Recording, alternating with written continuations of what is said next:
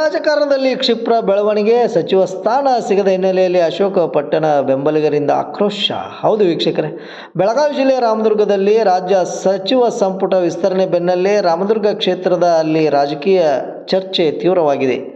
ರಾಮದುರ್ಗದ ಶಾಸಕ ಹಾಗೂ ಮುಖ್ಯ ಸಚೇತಕ ಅಶೋಕ ಪಟ್ಟಣ ಅವರಿಗೆ ಸಚಿವ ಸ್ಥಾನ ಸಿಗದಿರುವ ಬೆಂಬಲಿಗರಲ್ಲಿ ಅಸಮಾಧಾನ ಕಾರಣವಾಗಿದೆ. ಅಶೋಕ ಪಟ್ಟಣ ಅವರ ಪಕ್ಷದ ಹಿರಿಯ ನಾಯಕರಾಗಿ ಹಲವು ವರ್ಷಗಳಿಂದ ಕ್ಷೇತ್ರದಲ್ಲಿ ಹಾಗೂ ಸಕ್ರಿಯ ರಾಜಕಾರಣ ಮಾಡಿಕೊಂಡು ಬಂದಿದ್ದಾರೆ. ರಾಮದುರ್ಗ ಕ್ಷೇತ್ರ ಅಭಿವೃದ್ಧಿ, ಜನರ ಸಮಸ್ಯೆಗಳಿಗೆ ಸ್ಪಂದನೆ ಹಾಗೂ ಪಕ್ಷ ಸಂಘಟನೆಯಲ್ಲಿ ಅವರ ವಹಿಸಿರುವ ಪಾತ್ರವನ್ನು ಪರಿಗಣಿಸಿ ಈ ಬಾರಿ ಸಚಿವ ಸ್ಥಾನ ದೊರೆಯಬಹುದು ಎಂಬ ನಿರೀಕ್ಷೆ ಅವರ ಬೆಂಬಲಿಗರಲ್ಲಿ ಹಾಗೂ ಕಾರ್ಯಕರ್ತರಲ್ಲಿ ಇತ್ತು. ಆದರೆ ಸಚಿವ ಸಂಪುಟ ವಿಸ್ತರಣೆ ಸಂದರ್ಭದಲ್ಲಿ ಅಶೋಕ ಪಟ್ಟಣ ಅವರಿಗೆ ಸಚಿವ ಸ್ಥಾನ ದೊರೆಯದ ಹಿನ್ನೆಲೆಯಲ್ಲಿ ಬೆಂಬಲಿಗರು ತೀವ್ರ ಅಸಮಾಧಾನವನ್ನು ವ್ಯಕ್ತಪಡಿಸಿದ್ದಾರೆ.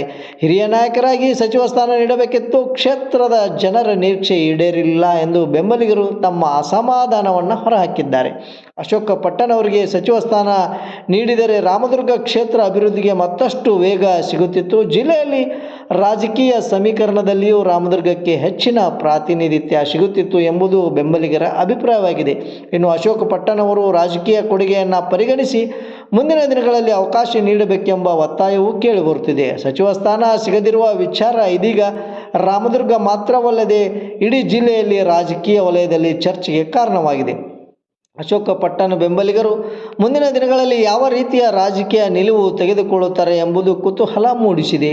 ಆದರೆ ಎಲ್ಲ ಬೆಳವಣಿಗೆಗಳ ನಡುವೆ ಪಕ್ಷದ ಹೈಕಮಾಂಡ್ ಹಾಗೂ ರಾಜ್ಯ ನಾಯಕತ್ವ ಅಶೋಕ ಪಟ್ಟಣ ಅವರ ವಿಚಾರದಲ್ಲಿ ಮುಂದಿನ ದಿನಗಳಲ್ಲಿ ಯಾವ ನಿರ್ಧಾರ ತೆಗೆದುಕೊಳ್ಳಲಿದೆ ಎಂಬ ಪ್ರಶ್ನೆ ಇದೀಗ ಅವರ ಬೆಂಬಲಿಗರು ಹಾಗೂ ಕ್ಷೇತ್ರದ ಜನರಲ್ಲಿ ಮೂಡಿಸಿದೆ. ಒಟ್ಟಿನಲ್ಲಿ ಸಚಿವ ಸ್ಥಾನ ಸಿಗದ ಹಿನ್ನೆಲೆಯಲ್ಲಿ ಅಶೋಕ ಪಟ್ಟಣ ಅವರ ಬೆಂಬಲಿಗರಲ್ಲಿ ವ್ಯಕ್ತವಾಗಿರುವ ಅಸಮಾಧಾನವು ರಾಮದುರ್ಗ ರಾಜಕೀಯ ವಲಯದಲ್ಲಿ ಹೊಸ ಚರ್ಚೆಗೆ ನಾಂದಿ ಹಾಡಿದೆ. ಮುಂದಿನ ದಿನಗಳಲ್ಲಿ ಅಸಮಾಧಾನ ಯಾವ ಸ್ವರೂಪ ಪಡೆದುಕೊಳ್ಳಲಿದೆ, ಅಶೋಕ ಪಟ್ಟಣ ಅವರಿಗೆ ಸಚಿವ ಸ್ಥಾನ ನೀಡುವ ಬಗ್ಗೆ ಪಕ್ಷದ ನಾಯಕತ್ವ ಯಾವ ನಿರ್ಧಾರ ತೆಗೆದುಕೊಳ್ಳಲಿ ಎಂಬುದು ಕಾದು ನೋಡಬೇಕಾಗಿದೆ. ವರದಿ ವೀರೇಶ್ ಬಳಗೇರ್, JBM ನ್ಯೂಸ್, ರಾಮದುರ್ಗ. ಆರಿಸಿ ಬಂದ್ರೆ ನಿಮ್ಗೆ ಸಚಿವ ಸ್ಥಾನ ಕೊಡ್ತೀವಿ ಅಂತ ಕಡ್ಡಾಯವಾಗಿ ಅಂತ ಹೇಳಿದ್ರು ಸಿದ್ದರಾಮಯ್ಯ ಸಾಹೇಬರು. ಆ ಮಾತು ಎಲ್ಲೋ ತಪ್ಪಿದ್ದಾರೆ ಅಂತೇಳಿ ನಮ್ಗೆ ನಮ್ಮ ಅಭಿಮಾನಿಗಳಿಗೆ ಎಲ್ಲ ಬಹಳ ಅಸಮಾಧಾನ ಆಗಿದೆ. ದಯವಿಟ್ಟು ಸಿದ್ದರಾಮಯ್ಯ ಸಾಹೇಬ್ ಅದ್ರ ಎಲ್ಲಿ ತಪ್ಪಾಗಿದೆ ಅದನ್ನು ಸ್ವಲ್ಪ ತಿದ್ದುಪಡಿ ಮಾಡಿ ಅಶೋಕ ಒಂದು ನಾಯಕಗೊಳಿಸಬೇಕಂತ ತಮ್ಮಲ್ಲಿ ವಿನಂತಿಕೊಳ್ಳುತ್ತೇವೆ.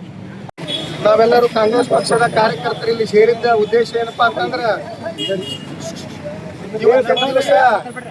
ಇವತ್ತಿನ ದಿವಸ ಸನ್ಮಾನ್ಯ ಮುಖ್ಯಮಂತ್ರಿಗಳಾದಂಥ ಶ್ರೀಯುತ DK ಶಿವಕುಮಾರ್ ಅವರ 2ನೇ ಸಚಿವ ಸಂಪುಟದ ವಿಸ್ತರಣೆಯಲ್ಲಿ ನಮ್ಮ ರಾಮದುರ್ಗ ತಾಲೂಕಿನ ಶಾಸಕರಾಗಿರ್ತಕ್ಕಂಥ ಹಿರಿಯ ಶಾಸಕರು, ಬೆಳಗಾವಿ ಜಿಲ್ಲೆಯಲ್ಲಿ ಹಿರಿಯ ಶಾಸಕರು ಸನ್ಮಾನ್ಯ ಶ್ರೀ ಅಶೋಕಣ್ಣ ಪಟ್ಟಣ ಅವ್ರಿಗೆ ನಾವು ಸಚಿವ ಸ್ಥಾನ ಸಿಗ್ತದೆ ಅಂತ ತಿಳ್ಕೊಂಡು ನಾವು ರಾಮದುರ್ಗ ತಾಲೂಕಿನ ಜನರಿಗೆ ಭಾಳ ಆಶಾಭಾವನೆ ಇತ್ತು.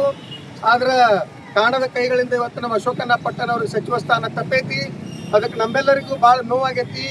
ಮುಂಬರೋ ದಿನದೊಳಗೆ ನಾವು ಮುಖ್ಯಮಂತ್ರಿಗಳಿಗಾಯ್ತು, ಸಿದ್ದರಾಮಯ್ಯವ್ರಿಗಾಯ್ತು, ಕಾಂಗ್ರೆಸ್ಸಿನ ಹೈಕಮಾಂಡ್ ಅವ್ರಿಗೆ ಒತ್ತಾಯ ಮಾಡ್ತೀವಿ. ಮುಂಬರೋ ದಿನದೊಳಗೆ ನಮ್ಮ ಹಿರಿಯ ಶಾಸಕರಾಗಿರ್ತಕ್ಕಂಥ ಅಶೋಕಣ್ಣ ಪಟ್ಟಣ ಅವರಿಗೆ ಇದಕ್ಕಿಂತ ಇನ್ನೂ ಹೆಚ್ಚಿನ ಸ್ಥಾನ ಕೊಡಬೇಕೀಗ. ಅವರು ನಮ್ಮ ರಾಮದುರ್ಗ ತಾಲೂಕು ಹಿಂದುಳಿದ ತಾಲೂಕು ಐತಿ. ಅದಕ್ಕೆ ಕಾರ್ಯಕರ್ತರಿಗೆ ಬಹಳ ಬೇಸರ ಆಗಿದೆ. ನಮ್ಮ ಅಶೋಕಣ್ಣವರು ನಮ್ಮ ಕಾಂಗ್ರೆಸ್ ಪಕ್ಷದಲ್ಲಿ ಸುಮಾರು 50 ವರ್ಷಗಳಿಂದ ಸೇವೆ ಸಲ್ಲಿಸುತ್ತಾ ಬಂದಿದ್ದಾರೆ. ಪಕ್ಷಕ್ಕಾಗಿ NS ಹಿಡ್ಕೊಂಡು ಯೂತ್ ಕಾಂಗ್ರೆಸ್ ಹಿಡ್ಕೊಂಡು ಮೇನ್ ಕಾಂಗ್ರೆಸ್ವರೆಗೂ ಅವರು ಸೇವೆಯನ್ನು ಸಲ್ಲಿಸಿದ್ದಾರೆ. ಈ ಬಾರಿ ನಮಗೆ ಖಚಿತವಾಗಿ ಅವರ ಮಿನಿಸ್ಟರ್ ಲಿಸ್ಟ್ ಒಳಗೆ ಇತ್ತು, ನಿನ್ನೆ ತನಕ ಲಿಸ್ಟ್ ಒಳಗೆ ಇತ್ತು. ಇವತ್ತು ಸಡನ್ ಆಗಿ ಅವ್ರ ಹೆಸರಿಲ್ಲ ಅಂದ್ಮೇಲೆ ಸ್ವಲ್ಪ ಭಾಳ ಬೇಸರವಾಗಿದೆ. ಇದನ್ನೇ ಕಂಡೀಷನ್ ನಾವೆಲ್ಲ ಇವತ್ತಿನ ದಿವಸ ಒಂದು ಪ್ರತಿಭಟನೆ ಹಮ್ಮಿಕೊಂಡಿದ್ದೇವೆ. ರಮೇಶ್ ಬಂಡಿವಟು. ವಿಷಯ ಏನಂದ್ರೆ ಸನ್ಮಾನ್ಯ ಶ್ರೀ DK ಶಿವಕುಮಾರ್ ಅವರ ಕ್ಯಾಬಿನೆಟ್ನಲ್ಲಿ ನಮ್ಮ ನಾಯಕರು, ಈ ಭಾಗದ ಧೀಮಂತ ನಾಯಕರು, ಅಭಿವೃದ್ಧಿ ಅಧಿಕಾರಿಯಾಗಿರ್ತಕ್ಕಂಥ ಅಶೋಕಣ್ಣ ಪಟ್ಟಣಕ್ಕೆ ಭಾಳ ಅನ್ಯಾಯ ಆಗೈತಿ. ಯಾಕಂದ್ರೆ ಸ್ವಾತಂತ್ರ್ಯ ಸಿಕ್ಕಾಗಿಂದ ನಮ್ಮ ಭಾಗಕ್ಕೆ ಕೊಟ್ಟಂತ ಏಕೈಕ ಸಚಿವ ಸ್ಥಾನ ಅಂದ್ರೆ ಆರ್ ಎಸ್ ಪಾಟೀಲ್ ಅವರಿಗೆ 1984ರಲ್ಲಿ ಸುಮಾರು 42 ವರ್ಷ ಆಯಿತು ನಮ್ಮ ತಾಲೂಕಿಗೆ ಸಚಿವ ಸ್ಥಾನ ಸಿಗಲಿಲ್ಲ. ಅನ್ನರ ಮೇಲೆ ಭಾಳ ವಿಶ್ವಾಸ ಇಟ್ಟಿದ್ರು ಈ ಭಾಗದ ಜನರು, ಯುವ ಕಾರ್ಯಕರ್ತರು, ಮತ್ತು ಸಾಕಷ್ಟು ಅಭಿವೃದ್ಧಿ ಆಗಲಿ ನಮ್ಮ ರಾಮದುರ್ಗ ತಾಲೂಕು ಅಂತ ಹೇಳಿ ಭಾಳಷ್ಟು ಆಸೆ ಇತ್ತು. ಇವತ್ತಿನ ದಿವಸ ನಮ್ಮ ಜೀವ ಹೋಗೋದಂಗೆ ಆಗಿತ್ತು. ಯಾಕಂದ್ರೆ ನಮ್ಮ ಕಾರ್ಯಕರ್ತರಿಗೆ ಈ ದುಃಖ ತಡ್ಕೊಳಕ್ ಆಗತ್ತಿಲ್ಲ. ನಮ್ಗೆ ಭಾಳಷ್ಟು ಇದಿತ್ತು, ಆಶಾಭಾವನೆ ಇತ್ತು. ಹೈಕಮಾಂಡ್ ಇವತ್ತಿನ ದಿವಸ ಅಶೋಕಣ್ಣ ಪಟ್ಟಣ ಅವರು ಪಕ್ಷಕ್ಕೆ ಸಲ್ಲಿಸಿರುವಂಥ ಸೇವೆಯನ್ನು ಪರಿಗಣಿಸಿ ಅವ್ರಿಗೆ ಬೆಳಗಾವಿ ಜಿಲ್ಲೆಗೆ ಕನಿಷ್ಠ 3 ಸಚಿವ ಸ್ಥಾನ ಕೊಡ್ತಾರೆ. ಅದರಲ್ಲಿ ನಮ್ಮ ನಾಯಕರಿಗೆ ಅಶೋಕಣ್ಣ ಪಟ್ಟಣವ್ರಿಗೆ ಒಂದು ಸಚಿವ ಸ್ಥಾನ ಸಿಗ್ತೈತೆ ಅಂತ ಬಹಳಷ್ಟು ನಮಗೆ ನಂಬಿಕೆ ಇತ್ತು. ಆ ನಂಬಿಕೆಗೆ ದ್ರೋಹ ಮಾಡಿದ್ದಾರೆ ಹೈಕಮಾಂಡ್ದವರು ಮತ್ತು ನಾಯಕರು.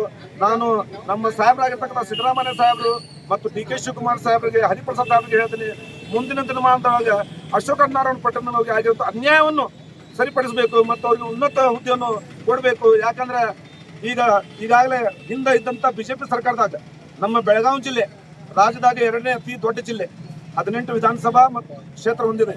ಅದರಲ್ಲಿ ಕನಿಷ್ಠ ಪಕ್ಷ 3 ಆದರೂ ಕೊಡಬೇಕಾಗಿತ್ತು. ಆದರೆ ಎರಡು ಕೊಟ್ಟಿದ್ದಾರೆ. ಒಂದು ಸತೀಶ್ ಜಾರಕಿಹೊಳಿ ಅವರಿಗೆ ಮತ್ತು ಲಕ್ಷ್ಮಣ ಸವದಿ ಅವರಿಗೆ, ಇನ್ನೂ ಒಂದು ಸ್ಥಾನ ನಮ್ಮ ನಾಯಕರಿಗೆ ಕೊಡಬೇಕಾಗಿತ್ತು. ಆದರೆ ಅನ್ಯಾಯ ಆಗೈತಿ. ಆ ಅನ್ಯಾಯ ವಿರುದ್ಧ ನಾವು ಪ್ರತಿಭಟನೆ ಮಾಡ್ತೀವಿ.